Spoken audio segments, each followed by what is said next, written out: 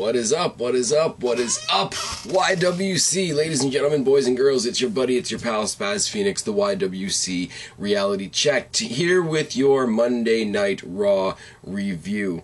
And I have to say this, I have to say it's quite funny, and I hearken back to this a lot, and anybody that watches my channel knows I hearken to this a lot.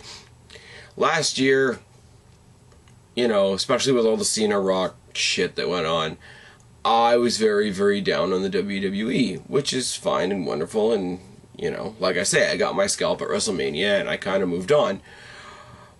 Now, all the same people that got on my case and asked me what my problem was, and asked me to, you know, lighten up and try to see the good and da-da-da-da, are the ones that are really, really shitting on the WWE now. And it's funny because it's gotten to the point where merely my enjoyment of the current WWE product seems to be pissing other people off. I find that really, really funny. All I'm doing is not picking up the pitchfork and the torch and running with the crowd and shitting on everything because it's something to do. Now, I'll be fair. Guys like Wrestling Jesus, even guys like Marcus, even though I don't really want to admit it, guys like Preston when he was doing his Psycho Shooter spiel there, can shit on the product, and whether it's right or wrong, make it very, very entertaining. I'm going to shit on the product if I'm not liking it. Am I liking everything right now? No. But WWE has gotten themselves to such a point with me right now that when it's good, it's really good, and when it's bad, I go take a piss. That's about the end of that. Don't worry, Kelly, even though you're not on the roster anymore, I still have my piss breaks every now and then. But let's look at tonight's Raw. Tonight's Raw is a perfect example. When it was good, it was really good, and when it was bad, I can speak, I swear. When it was good, it was really good, and when it was bad, it really went off the tracks, so I could laugh at it. So I had a lot of fun with this Raw. Let's get into it. We started off the show with Ryback. Please, I'm begging the WWE to not give Ryback a microphone ever again, because he looks like he's either got a nerve disorder, or he just jizzed his G-string, or he is not on his meds today. It's some combination of those things. Using all the bad food metaphors, the carnivore metaphors, etc. He's trying to threaten CM Punk, I think, if you can decipher his opening promo. Basically, he's saying he's going to tear up shit on Raw. Vicky Guerrero says, haha, no you're not. You're a two-time loser. You blew it. You're not the WWE champion. If you do cause any trouble on the show tonight, you're going to be in trouble. There's going to be a fine. There's going to be a suspension. And sends out Tensai because she says, I do like seeing you destroy things, so let's see how you do with this. Tensai versus Ryback is the first match of the night. That's never a good thing, is it? Tensai owns for the first little bit, which makes me smile, because there's this guy who was going head-to-head with Cena and CM Punk not 24 hours ago. Ryback hits a Luthez press, which I was surprised by. A whole lot of test of strength type stuff. Two-handed chokeslam by Tensai. Huge scoop slam by Ryback. Spinebuster by Ryback tosses Tensai onto the outside. Keeps muttering Punk's name to himself while he's beating up Ryback on the outside. Get him back inside. Meat hook, shell shock.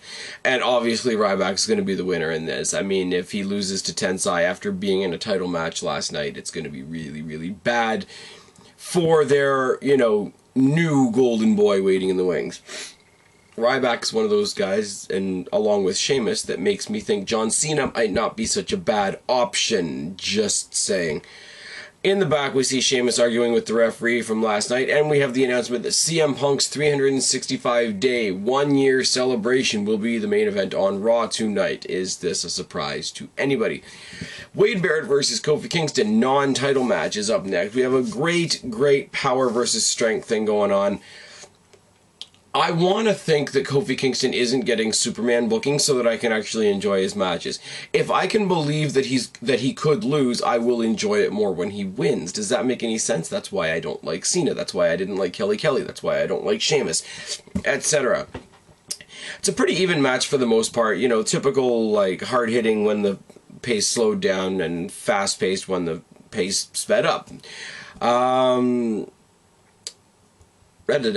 Wade Barrett works on Kofi Kingston's head a lot, with a lot of shots, a lot of elbows, a lot of headlocks, and it just from there turns into a mauling by Wade Barrett, which is nice and fun. And eventually somewhere in the scuffle, Kofi Kingston gets an eye injury, and Wade Barrett works on that the rest of the pay-per-view. We have a little bit of a bullshit Kofi Kingston comeback, which made me kind of go, eh.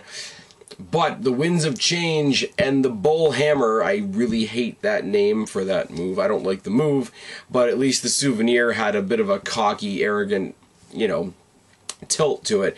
The Bull Hammer I just don't like as the name for anything ever. But Wade Barrett gets the win, and that I do like. Oh, yes. In the back, Matt Striker tries to interview CM Punk, gets told off. It's very typical for Matt Striker right now. Caitlyn versus Oksana. Oksana tries to bail out of the ring, gives Caitlyn sort of a false sense of security, and jumps her on the outside, gets the upper hand for the majority of this match. Caitlyn comes back with a brawl, showing her power, showing her strength, all that sort of thing, and a gorilla press gutbuster gets her the win on Oksana, and it was nice looking, I'm not gonna lie. Didn't feel like a squash, felt like there was a lot of back and forth, more credit than we usually give a Divas match. Speaking of people we don't want to give credit to, Brodus Clay was up next. Brodus Clay took on Antonio Cesaro with R-Truth on commentary. R-Truth, again, somebody that should not be given a microphone for a long period of time. Antonio Cesaro dominates Clay. Clay misses the splash that he tries to do in the corner that he almost never hits.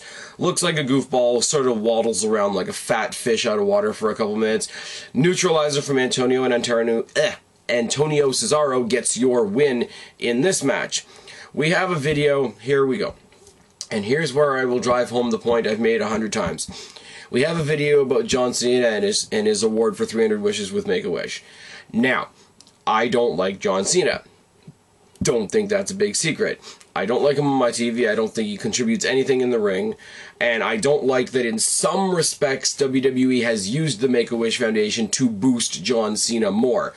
But I cannot deny, I cannot sit here, honestly, hand on heart, and say that 300 wishes granted for Make-A-Wish isn't a phenomenal feat, and for that, and that alone, my hat is off to John Cena, and that's pretty much all I can say about that. We have more AJ scandal. Oh, yes, and this is why everybody hates me. Everybody hates me because I love this. I love this because it's so fucking ridiculous. We see a replay of all the photos that AJ showed at Survivor Series. That was fine and wonderful. I think I left that out of my review completely because it just wasn't relevant at the time. Vicky comes out with a couple of other people and we don't know who they are. She says, I don't lay a hand on superstars, but AJ tried to embarrass me. Tamina obviously came out last night to show me that she respects my authority, da-da-da-da. She interviews witnesses to the AJ and John Cena scandal. One's a hotel waitress that saw them in the diner. The other is a guy that apparently was a parking attendant and saw them making out in a car or whatever and got a bunch of pictures. But before we can see the pictures, AJ comes out and basically tells off Vicky, makes Vicky look really dumb. Vicky tries once again to put the photo up on the Titantron, but obviously that's not going to happen. We're not that un-PG yet. Cena comes out, talks about how it's all lies, talks about how Vicky's just trying to create a stir and make headlines, and says, if you want to make headlines, this is how you do it, and basically sucks the face off AJ for a couple of seconds, to which I say, you fucking lucky bastard. Moving on. While that's going on, Ziggler jumps Cena from behind, and all we see at that particular point, or all I noticed at that particular point, is Cena jump out of the ring and chase Ziggler up the ramp. But we will come back to that later. Oh, yes. Now, the next one that got everybody a buzz on Twitter, the one that got a cactus up everybody's ass, Alberto Del Rio versus Randy Orton in a 2 out of 3 falls match, and everybody's crying. Not because the match was no good, not because Orton's not good, not because, Alberto Del Rio's like, we've seen it too much, and we follow the YWC handbook, and every match is supposed to only happen once, da da da da da da da. Tell that to Rock and Austin, who main evented 3 WrestleManias almost consecutively. Tell that to Daniel Bryan and CM Punk, who main evented 3 pay-per-views 3 months in a row together.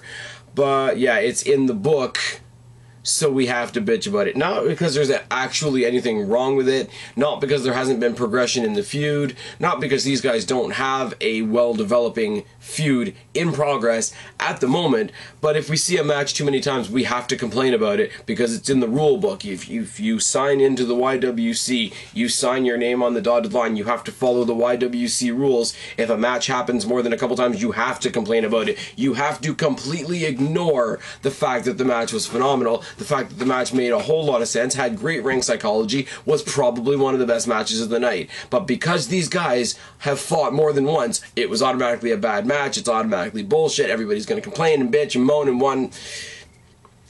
I love this match. Suck it. Orton starts off the match with the dropkick. I always have to talk about the Randy Orton dropkick, because if you put him, Ziggler, and Kofi Kingston in the same ring together, you've got probably the 3 best dropkicks in the business. Close second to that 3-way tie would be Cody Rhodes, but Cody Rhodes is out. Unfortunately, we wish him a speedy recovery and all that shit. Codebreaker to Randy Orton's arm by Alberto Del Rio. Orton counters the cross arm breaker and tosses Alberto Del Rio out of the ring. Alberto Del Rio works over Orton's arm around the ring post on the outside to the point that he is disqualified, so Orton gets the first fall. But it makes sense psychology-wise because this match had that where other matches don't. Del Rio is relentless on Randy Orton's arm bars, strikes, different high-impact stuff on the arm, working the arm, psychology, ring, storytelling, etc.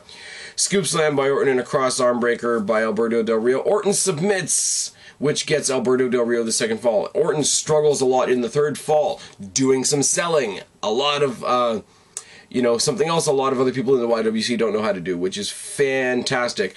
Orton pulls off the whip around backbreaker, but then falls to the ground himself because he's selling the arm, and his arm hurts, and he just pulled off a move with that arm. Psychology, selling, see why I like this match. Backstabber gets a near fall for Alberto Del Rio. Alberto Del Rio tries his own RKO, which made me mark. Suspension DDT by Orton. RKO is countered into another cross arm breaker by Alberto Del Rio. Orton manages to get out of that, hit another RKO. Orton wins the match. Match was fine, match was wonderful, and the match, oh, we've seen it too many times. If we're going to have matches like this, go ahead and throw it on next week's Raw. I will watch, even if I'm the only one. Even if I'm sitting on an island, because I found here in the YWC, and Alex was nice enough to point it out to me several times tonight, I stand on that island a lot. I'm starting to spruce up that island. I've got a nice hammock set up. I've got a cooler. I've got a couple of drinks. Anybody wants to, paddle their way over and watch the show with me and realize that shit is actually awesome instead of following the crowd, because the popular thing to do right now is bash WWE, is welcome to hop on a boat and come over to my island. Oh, yes. Hashtag Spaz's Island. Oh, yes. We see in the back that Cena is getting his leg wrapped up with tape and tensor bandages and all that sort of thing, and then we see why. Because when Cena was done lip-locking with AJ and went to chase Ziggler away, he got out of the ring, ran up the rampway, and buckled his knee. So, much like the great Khali, John Cena jobs to walking up the ramp. Won't job to anybody else, other than maybe CM Punk, but he'll job to walking up the ramp. Oh, yes. Speaking of the great Khali, we see him in action next. Isn't that symbology and storytelling and follow-through? We have Great Khali versus Primo and Epico in a handicap match. I don't know why. Because the focus of this match was Hornswoggle trying to give flowers to Rosa and then realizing that the roses had a water gun in them. Primo and Epico were paying more attention to Hornswoggle than the Great Khali, because that makes a whole lot of sense. Khali squashes both of them and then high-fives Hornswoggle, and that's the end of the match. A little bit of comedy, didn't take up too much time, and on a 3-hour show it didn't really hurt anything. Next up we have Otunga versus The Miz, and this was interesting. Because everybody, especially the ashholes out there that like to hate on The Miz, were all predicting that The Miz's face turn was a farce and he was going to cost Team Foley the match and da-da-da-da-da, blah-blah-blah-blah-blah. Haters make us famous. But The Miz is definitely, full swing into this face turn now. He's in this match with Otunga. Otunga gets to look like Beast in this match, and I will give him credit for that. Otunga owns the fuck out of The Miz for a great majority of this match. Miz has a great face comeback. to great, loud, and raucous, and energetic Miz is Awesome Chance and gets the win. Oh, yes. We have a replay of Sheamus beating down Show at Survivor Series where WWE tries their hardest to make me give a fuck, but they fail. We're supposed to have Sheamus versus Sandow up next, but before any of that can happen, I can speak, I swear, we get a boring-ass Sheamus promo answered by a boring-ass Big Show promo as crippled-ass Big Show comes out there and tries to look intimidating from the ramp. I'm the champion! I'm the champion! I almost expected him to whip out something totally retarded, like, I'm the tag team champion! But, you know, we'll get to that later. Oh, trust me. I never thought I'd say this in a million years, and you guys know this. Thank God for Damien Sandow. Damien Sandow cut off all this garbage. Came in. It was a bullshit Sheamus squash match for the most part, because the comebacks that Sheamus had in this match were crap.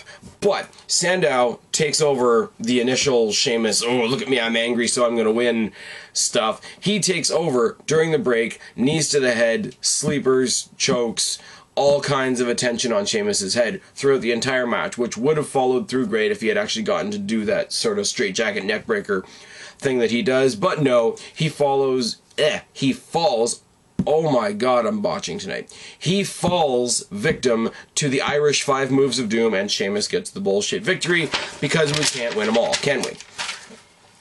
In the back, in a segment that didn't really do anything for anybody, AJ tried to talk to Vicky about Cena's injury, and Tamina was there standing and trying to look, you know, intimidating because she's the biggest person in the room. Vicky doesn't care, and AJ leaves and says she's going to handle it herself. We come back from the commercial break, and AJ storms into the men's locker room. Can we tell that Linda McMahon's Senate campaign is over? Oh, yes. She confronts Ziggler about what he did to Cena. Ziggler, to his credit, without Vicky there, cut the best promo of the night on AJ. About how she's pathetic and how she always needs somebody around, how she latches from one person to the next person to the next person, and basically he ends up with calling her trash. She sits there, makes crazy face, and then tries to slap the hell out of him. Cena tries to pull her off, does pull her off. He tries to beat down Ziggler. Ziggler goes for the bad knee, gives Cena the beating of a lifetime, puts Cena through a bathroom wall, makes me a happy kid. Oh, yes. Then we have, and here's the source of more of my fights on Twitter. Oh, yes. Sin Cara and Rey Mysterio versus Team Hell No. Now, for the fact that the Tag Team Championships are involved in this match, for the fact that Sin Cara and Rey, who I actually like, were in this match, and what was at stake being a #1 contendership and a further show or further pay-per-view, whatever, I should have cared about this match. I really, really should have. I didn't. I tried. Hell No has gotten to the point where it is hard for me to focus on anything they do now. It's gotten that bad. The only plus I took out of this was the primetime players were on commentary. Primetime players, Michael Cole and Jerry Lawler were fucking all hilarious together. And I will say this, no. Jerry Lawler's type of comedy is not everybody's cup of tea, but it is genuinely nice to see Lawler back on commentary, and you can tell in his voice and you can tell by his demeanor and everything like that he's back, he's glad to be back, and he's having fun again at his job. And I mean, even if you don't appreciate his style of humor or his sense of humor or, you know, some of the things that he says or whatnot, at least respect, you know, what he's been through and the fact that he's overcome and the fact that he's back. And I like that a lot. And me being a fan of Lawler anyways, it's awesome for me because I think he's hysterical. But the fact that he's there, he's having fun, he's confident with himself, he's comfortable with himself, and he's taken a lot of jabs at himself because him being the funny guy, that's his way of dealing with it, I think. And I think the people that are shitting on him for it are way off base. If it was only somebody else, if it was only Punk week after week after week after week after week mocking what happened to him, mocking his medical condition, and it got tiresome that way, I could understand. But if it's Lawler doing it himself, then let him do it. Let him reintroduce himself to the WWE Universe the way he feels the need to, if that makes sense. Just my take on it, just my 2 cents on it, but, you know, I'm glad to see Lawler back on commentary, and I'm glad to see that he's doing well and back at work and enjoying it and fine. Primetime players, you could tell, had fun being out there with him, too. The way they were trading jabs, the way all of them were just laughing and having a good time. Because I didn't give a shit about this match, guys. I'm not going to lie to you.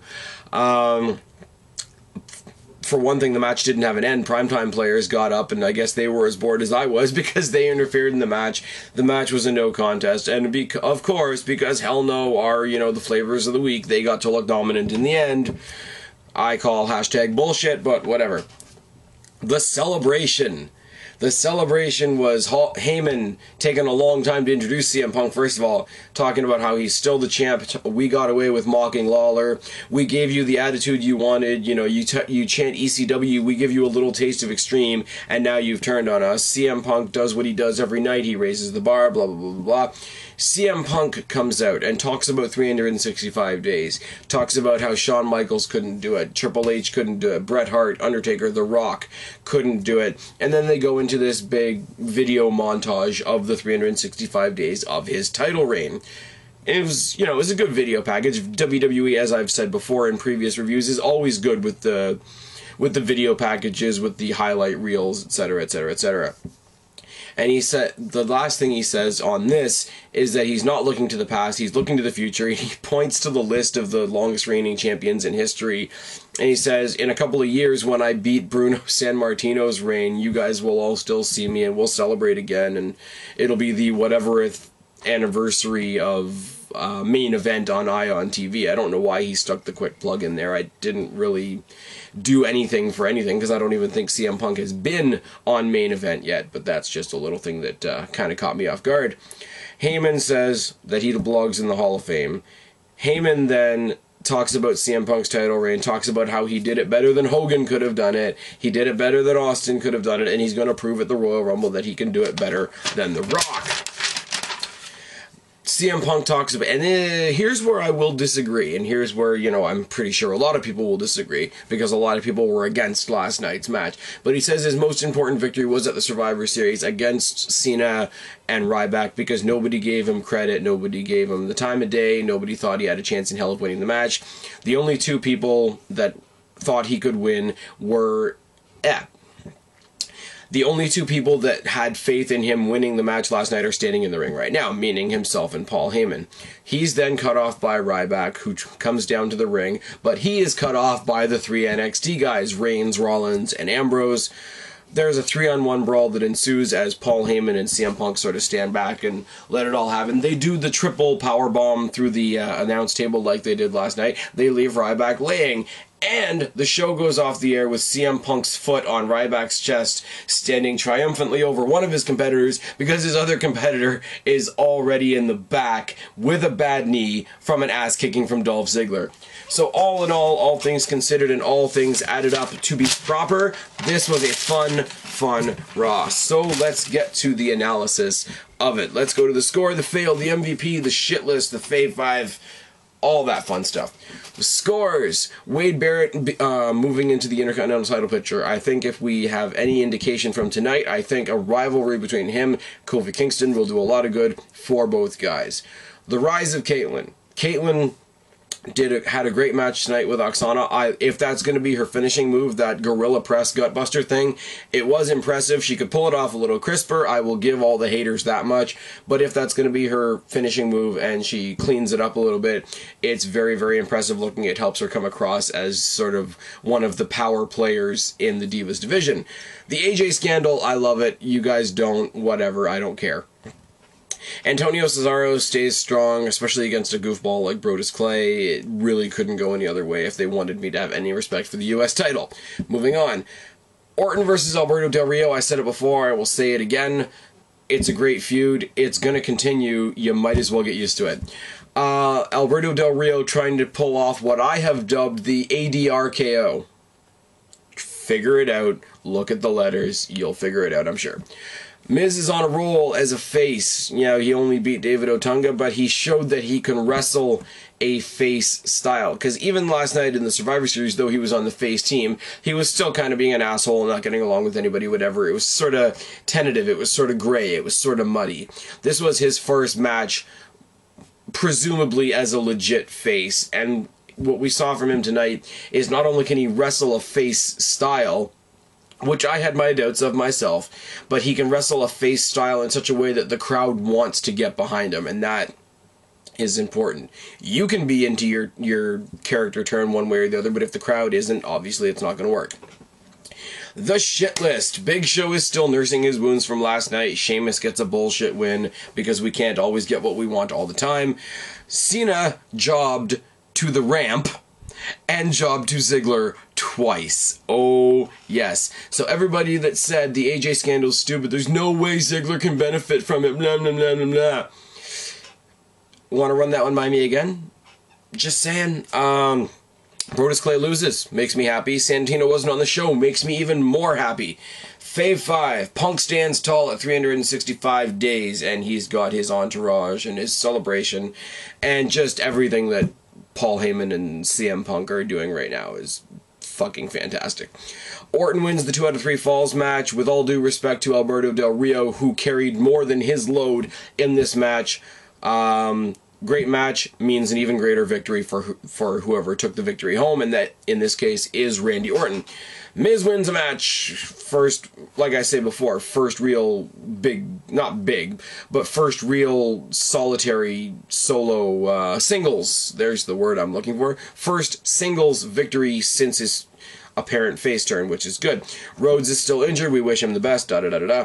Ziggler got his shots in at Cena twice tonight. Once took out the knee, second time took out the rest, made me a happy kid. Here's the thing, here we go. Here is what you will never, ever, ever expect from me, or at least you wouldn't have a week ago, a month ago, a couple months ago. The MVP for me, for tonight, is Damien Sandow. Not only did he put forth a tremendous effort tonight in his match, he did something that very few people can, and that is make a Sheamus match watchable. Oh yes, lots of things happening in the WWE right now that have me very, very excited. But that's all for now. I've been Spaz, your YWC Reality Check. Subscribe up there, talk down there, start a conversation, and keep my conversations going. Tell me what a wingnut and an asshole I am. I really don't care at this point. Don't be a stranger. I'll talk to each and every last one of you later. I'm tagging out. Bye, guys. Get up, come on.